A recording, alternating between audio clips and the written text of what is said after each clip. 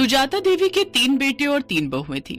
2 बहुएं रेखा और उमा अमीर घर से आई थीं, जबकि सबसे छोटी बहू कोमल गरीब घर की थी। इसीलिए सुजाता देवी अपनी दोनों बहू रेखा और उमा के साथ ज्यादा अच्छा व्यवहार करती थी, पर अपनी छोटी बहू कोमल को वो कुछ नहीं समझती थी। इसीलिए रेखा और उमा भी अपनी देवरानी कोमल की हर समय इंसल्ट ही करती रहती थी। माँ जी देखिए ना, कोमल तो बिल्कुल गरीबों वाली हरकतें करती है। दाल में घी ऐसे डाला है मानो उबली हुई दाल ही हो बिना तड़के की। और रोटी तो देखिए माँ जी, रोटी में घी भी नहीं लगाया, सूखी रोटी आगे रख दी। कोमल इधर आ, मैं तुझे अभी बताती हूँ। अरे तू गरीब घर से आई है तो तू हमें भी गरीब समझने लगी है क्या? जब घर में किसी चीज की कोई कमी नहीं है तो तू इतनी कंजूसी क्यों करती है? हाँ, आज तूने खाने में देसी घी क्यों नहीं डाला? माँ जी देसी घी खत्म हो गया है, जो था वो मैंने यूज कर लिया। माँ जी अभी 2 दिन पहले ही तो देसी घी आया था, इतनी जल्दी इसने खत्म भी कर दिया। कहीं ये देसी घी खुद तो नहीं खा जाती, क्योंकि इसने मायके में तो कभी देसी घी खाया ही नहीं होगा। नहीं माँ जी, घी तो रखा था, पर कल रेखा भाभी और उमा भाभी ने मुझे पिन्नियां बनाने के लिए बोला था, तो सारा घी पिन्नियां बनाने में ही लग गया। अरे अब तू मेरी बहुओं के खाने पर भी नजर लगाएगी? तेरी इतनी हिम्मत? अरे तू गरीब घर की है, इसीलिए तू ऐसी हरकतें करती है। चल जा यहाँ से। रेखा बहू, लाला को फोन कर दे, नौकर के हाथ 5 किलो देसी घी भिजवा देंगे। कोमल रोती हुई रसोई में चली जाती है। उससे अक्सर ही ऐसे अपमान सहने पड़ते थे। नया साल आने वाला था। घर में नए साल की पार्टी की तैयारी चल रही थी। रेखा और उमा दोनों ने ही अपने मायके वालों को नए साल की पार्टी के लिए इनवाइट किया हुआ था। बस कोमल के ही मायके वाले रह गए थे। माँ जी हमने अपने अपने घर में तो सबको बोल दिया है नए साल पर आने के लिए, पर कोमल के घर वालों को बोलना भी रह गया है। कैसे करना है फिर? अरे छोड़ो ना, उन भिखारियों को बुलाने की क्या जरूरत है। पार्टी में तुम दोनों के घर से सब लोग आ जाएंगे। अब तुम्हारे मायके वालों में और कोमल के मायके वालों में बहुत फर्क है। नहीं माँ जी ऐसा मत कीजिए, मैं तो कहती हूँ इसके मायके वालों को बुला ही लेते हैं। सबके सामने उनका ऐसा अपमान करेंगे कि ये हमेशा याद रखेंगी। कान इधर लाइए, मैं आप सबको समझाती हूँ। रेखा और उमा अपनी सास के साथ मिलकर कोमल के मायके वालों को अपमानित करने की योजना बनाती हैं। बहू, घर में नए साल की पार्टी है, रेखा और उमा के मायके वाले भी आ रहे हैं, तो मैं चाहती हूँ कि तुम भी अपने मायके वालों को न्योता दे दो। इस बार नया साल हम सब मिलकर मनाएंगे। जी माँ जी, मैं फोन कर देती हूँ। अब आएगा मजा, आने दो इसके मायके वालों को। कोमल को जरा सी भी भनक नहीं थी कि उसकी पीठ पीछे उसकी सास और जेठानियां उसके खिलाफ क्या षड्यंत्र रच रही है। 31 दिसंबर का दिन आ जाता है। कोमल के ससुराल में पार्टी की तैयारी चल रही थी। रेखा और उमा के मायके वाले आने शुरू हो गए थे। रेखा और उमा ने रसोई में घुसकर तक नहीं देखा, वो तो अपने मायके वालों के साथ ही बातों में लगी हुई थी। कोमल बहू, मेहमानों को पकवान परोस दिए ना? अच्छे से घी मिर्च मसाले बढ़िया डाले हैं ना? कोई कंजूसी मत करना। मेहमान खुश होकर जाने चाहिए। और तुम्हारे माता पिता भाई बहन सब कहाँ रह गए? बड़ी देर कर दी उन्होंने आने में। वो लोग भी समय पर आ जाते तो पार्टी का मजा ले लेते।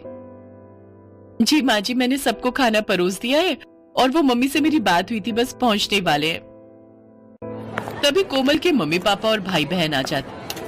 नमस्ते जी नमस्ते, आओ आओ, बड़ी देर कर दी आप सबने आने में। आज 31 दिसंबर की वजह से बहुत भीड़ थी, ऑटो भी नहीं मिल रहा था। बड़ी मुश्किल से ऑटो मिला तो हम पहुंचे हैं। हाँ हाँ, मैं तो भूल ही गई थी। वो रेखा बहू और उमा बहू के घर वाले गाड़ी से आए हैं ना, तो मुझे आप लोगों का ध्यान ही नहीं रहा कि आप लोगों के पास तो गाड़ी ही नहीं है, और आप लोगों की तो इतनी हैसियत भी नहीं है कि गाड़ी खरीद सको। खैर छोड़ो, आओ आप सबको रेखा बहू और उमा बहू के घर वालों से मिलवाती हूँ। समधन जी, ये कुछ मिठाई लाए थे नए साल के आने की खुशी में। रख दीजिए। वैसे हमारे घर तो वो बड़ी दुकान है ना जो बाजार में है, वहीं से शुद्ध घी की मिठाई आती है। देखते हैं, अगर हमने नहीं खाई तो घर के नौकरों को दे देंगे, उनका भी तो नया साल है। कोमल सब सुन और समझ रही थी। वो अब तक ये जान चुकी थी कि उसके मायके वालों का बहुत अपमान हो रहा है, पर वो उस समय चुप रही। कोमल की जेठ जेठानी अपने अपने घर वालों की आवभगत में व्यस्त हो गए। सूरज ये सब देख रहा था। कोमल, अपने मम्मी पापा के लिए भी प्लेट लगा दो, सब लोग खाना खा रहे हैं। तुषार, ज्योति, चलो तुम लोग भी खाना खा लो, चलो। जी हाँ, बस मैं लगा ही रही हूँ। मम्मी पापा, तुषार, ज्योति, आओ बैठो, मैं आप सबको भी खाना परोस देती हूँ। कोमल जैसे ही खाना लेने रसोई में जाती है, वो देखती है सारे बर्तन खाली थे, उसमें खाना था ही नहीं। कोमल घबरा जाती है। अरे, बर्तनों में तो खाना ही नहीं है, मैंने तो बहुत सारा खाना बनाया था। क्या हुआ कोमल, तुम परेशान क्यों? अपने घर वालों के लिए खाना लगाओ, अच्छा नहीं लगता वो सब ऐसे ही बैठे हुए हैं। क्या खाना लगाऊं?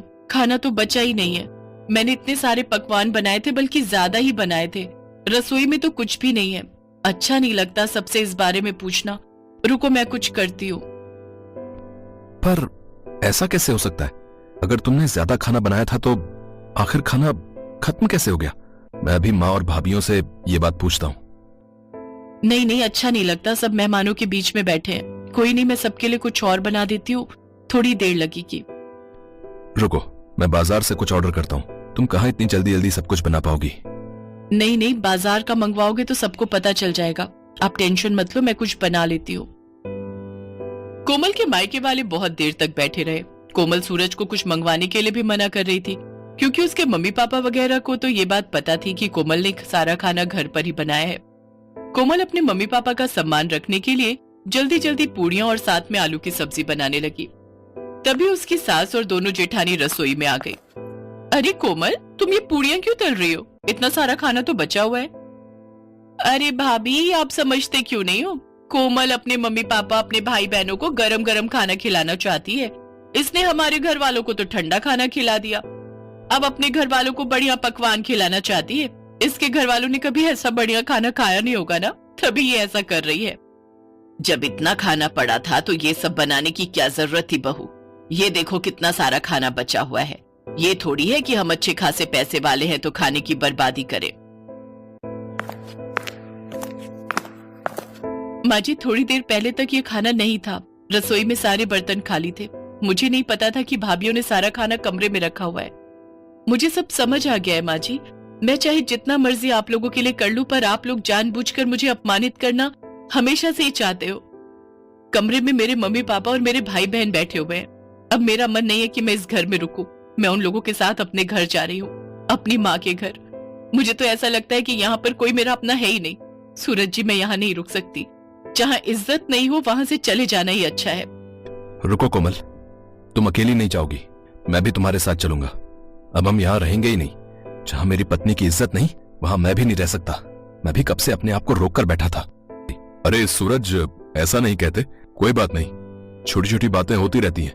कोमल, गुस्सा थूक दो। और माँ, आप सब भी नए साल के दिन इस तरह की हरकतें करके घर में क्यों सबका मूड खराब कर रहे हो? कोमल, शांत हो जाओ, अभी मेहमान चले जाएंगे, उसके बाद हम कल बात करेंगे। कोमल की सास और जेठानियां यही सोच रही थी कि शायद उन्होंने कुछ ज्यादा ही गलत कर दिया, पर अब बहुत देर हो चुकी थी। सूरज और कोमल ने अलग रहने का फैसला कर लिया और कुछ ही दिनों बाद वे दोनों अलग रहने चले गए। कोमल की सास और जेठानियों को बाद में खुद पर पछतावा होने लगा, क्योंकि कोमल के रहते उन्हें कोई काम ही नहीं करना पड़ता था।